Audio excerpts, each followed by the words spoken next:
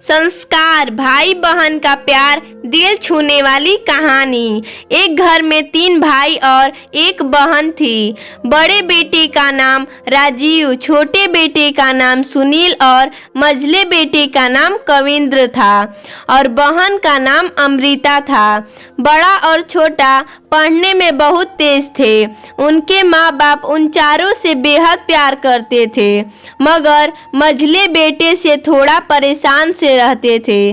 बड़ा बेटा पढ़ लिख कर डॉक्टर बन गया, छोटा भी पढ़ लिख कर इंजीनियर बन गया, मगर मझला बिल्कुल आवारा और गंवार बन के ही रह गया।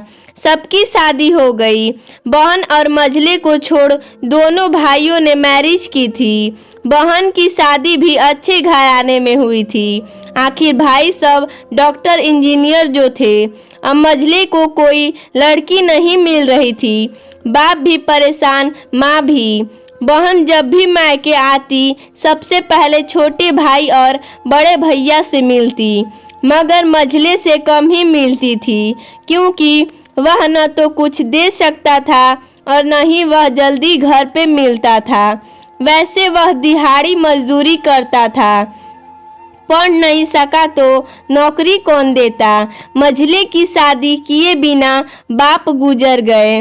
माँ ने सोचा कहीं अब बंटवारे की बात न निकले, इसलिए अपने ही गांव से एक सीधी सादी लड़की से मझले की शादी होते ही न जाने क्या हुआ कि मझला बड़े लगन से काम करने लगा। दोस्तों ने कहा, ए कविंद्र, आज अड्डे पे आना। कविंद्र, आज नहीं फिर कभी। दोस्त, अरे तू शादी के बाद तू जैसे बीबी का गुलाम ही हो गया है। कविंद्र, अरे ऐसी बात नहीं है। कल मैं अकेला एक पेट का था, तो अपने रोटी के हिस्से कमा लेता था। अब 2 पेट है, आजकल और कमा लेता था। अब 2 पेट है, आजकल और होगा।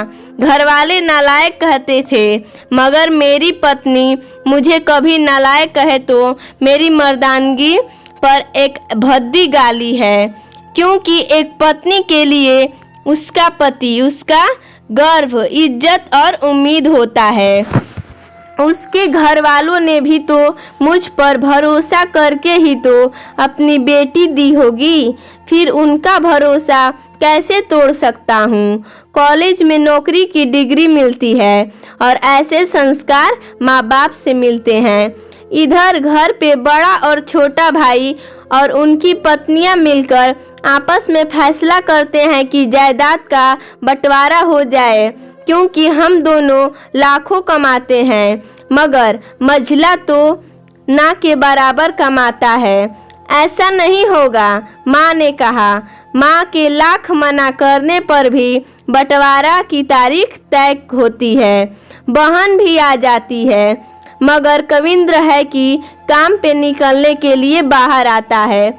उसके दोनों भाई उसको पकड़कर भीतर लाकर बोलते हैं कि आज तो रुक जा, बंटवारा कर ही लेते हैं। वकील कहता है, ऐसा नहीं होता है, साइन करना पड़ता है। कविंद्र, तुम लोग बंटवारा करो, मेरे हिस्से में जो देना है दे देना। मैं शाम को आकर अपना बड़ा सा अंगूठा चिपका दूंगा पेपर पर। बहन, अरे बेवकूफ, तू गवार का गवार ही रहेगा। तेरी किस्मत अच्छी है कि तुझे इतनी अच्छे बहन और भैया मिले।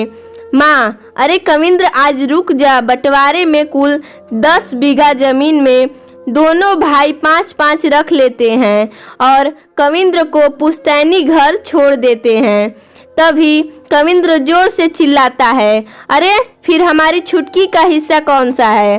दोनों भाई हंसकर बोलते हैं, अरे मूर्ख, बंटवारा भाइयों में होता है और बहनों के हिस्से में सिर्फ उसका मायका ही होता है। कविंद्र, ओह, शायद पढ़ा लिखा न होना भी मूर्खता ही है। ठीक है, आप दोनों ऐसा करो, मेरे हिस्से की वसीयत मेरी बहन अमृता के नाम कर दो। दोनों भाई चकित होकर बोलते हैं, और तू? कविंद्र माँ की ओर देख के मुस्कुराते हुए बोलता है, मेरे हिस्से में माँ है ना।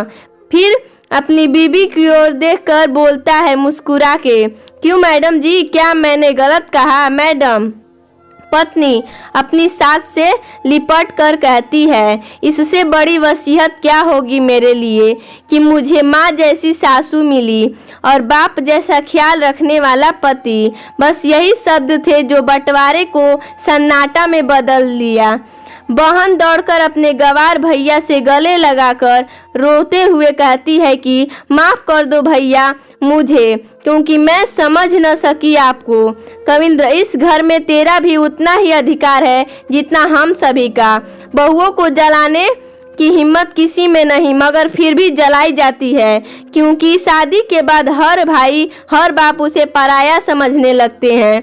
मगर मेरे लिए तुम सब बहुत अजीज हो, चाहे पास रहो या दूर। माँ का चुनाव इसलिए किया ताकि तुम सब हमेशा मुझे याद आओ, क्योंकि ये वही कोख है जहाँ हमने साथ साथ 9 महीने गुजारे। माँ के साथ तुम्हारी यादों को भी मैं रख रहा हूँ। दोनों भाई दौड़कर मंझले कविंद्र से गले मिलकर रोते रोते कहते हैं, आज तो तू सचमुच का बाबा लग रहा है। सबकी आंखों में पानी ही पानी। सब एक साथ फिर से रहने लगते हैं।